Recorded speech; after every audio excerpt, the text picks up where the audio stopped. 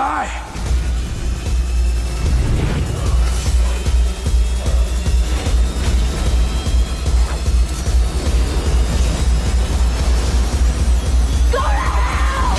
Freddy versus Jason. Place your bets.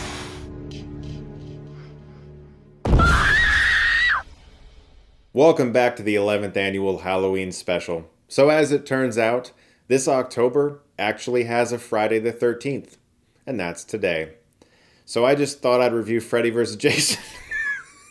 Freddy vs. Jason is infamous, but not quite as infamous as Jason X, which I reviewed last year. And similar to that movie, Freddy vs. Jason is one of the Jason movies that I do tend to rewatch more than others. I don't know what that says about me, but I've said this in the past. When it comes to the Friday the 13th franchise, it's not one of my favorites. And for me, the sillier entries are the ones that I prefer to watch. Friday the 13th Part 6, Jason Lives, is my favorite. Jason X, I enjoy watching with the right people. And the same with Freddy vs. Jason. You get your friends together, you do whatever you're going to do, and you watch Freddy vs. Jason. And that's where this movie sort of lives for me. By no means am I sitting here saying Freddy vs. Jason is a good movie, because it's not. But man, do I enjoy watching it. I don't really feel like I need to sum up the plot, but I'll say that there are some teenagers who are actually more like in their early to mid-20s as actors who encounter Jason and Freddy, who are battling for supremacy, and that's really about it. The film came out in 2003, and I've always viewed it as one of the last true holdovers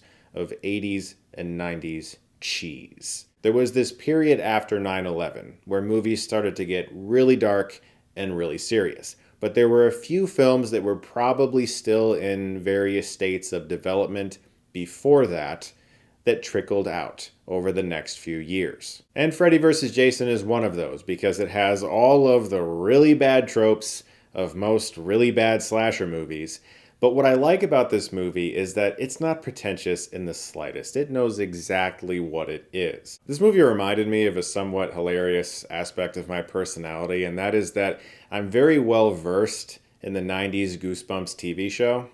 I know every actor from that show who eventually moved on to do bigger things. And since that show was filmed in Canada, whenever I see actors from Goosebumps showing up in other movies, I always think, well, that must have been shot in Canada, and Freddy vs. Jason was. Katharine Isabelle, who starred in the very good Ginger Snaps, as well as later Hannibal, is in this, and she was in an episode of Goosebumps called It Came From Beneath the Sink. And Brendan Fletcher is also in this, and he's had a very respectable career showing up in movies like Open 24 Hours, as well as last year's Violent Night. He is in my favorite Goosebumps episode of all time, The Werewolf of Fever Swamp. And as far as early 2000s horror movies, one of the most important things a lot of them tried to figure out was a cool place for a bunch of teenagers to get drunk and have a party. This movie has a party in a cornfield, which is one of the better set pieces in the film, because Jason gets set on fire and just starts tearing ass through everybody. Definitely one of the better moments in the movie, and I will say the movie needed more stuff like that. There's also a lot of Batman Forever looking people in this movie, like this dude right here, and set design that reminded me of Joel Schumacher's two Batman movies, lots of neon paint. One aspect of the movie that I do actually think works very well is the way Freddy torments Jason.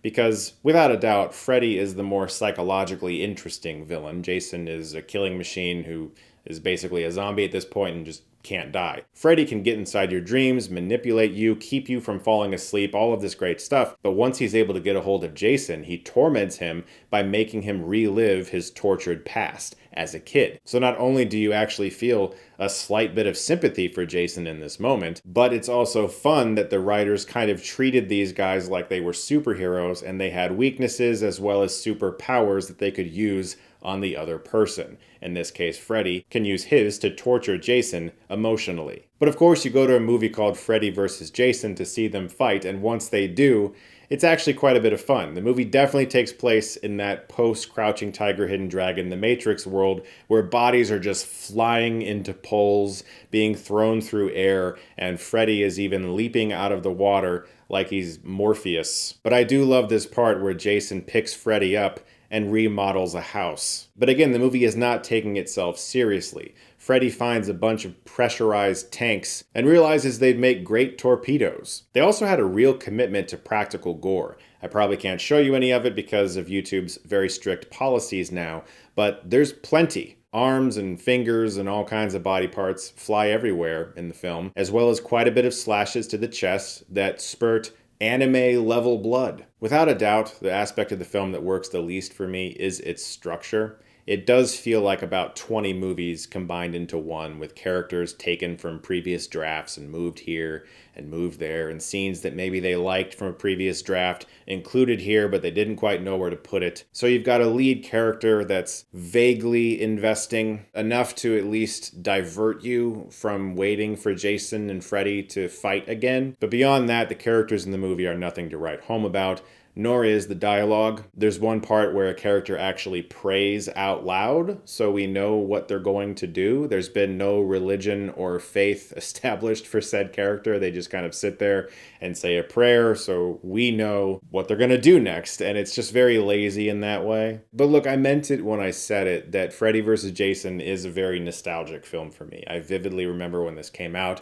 I wasn't allowed to see it. I later saw it on television, but everybody was talking about the movie at school. It really felt like it was sort of like this event, and we just don't get these versus movies anymore. Granted, most of them haven't really turned out that well, although I am a bit of an apologist for the first Alien vs. Predator movie. I don't think it's that bad. It certainly could have been better. And I understand why so many of them aren't good. It's probably because studio executives somewhere who had the access to the IP thought, well, wouldn't this make a lot of money? Which is a terrible way to start a movie. You want to make a movie because you want to make the movie, not because you think it could make a lot of money. And I do think that there is something to versus movies that could really be fun, especially for horror audiences. It's just that they're almost always unanimously not great. Freddy vs. Jason is one of those that I can watch in a very guilty pleasure sense and enjoy myself and not think too much about the movie. But after seeing The Equalizer 3 last month, I saw a lot of people talking about how amazing it would be if there was ever a John Wick and Equalizer team-up. Not that it'll ever happen, but things like that get people excited. And if there were more paths forward to actually good movies with that happening, I think that could be really fun for a lot of people. Or it could turn out really bad. You never know. But I like the risk. I like the risk element of, like, what if we took these two powerhouses, like Michael Myers and Pinhead or something? Like, that's fun. It's a cool idea. You know you'd watch it.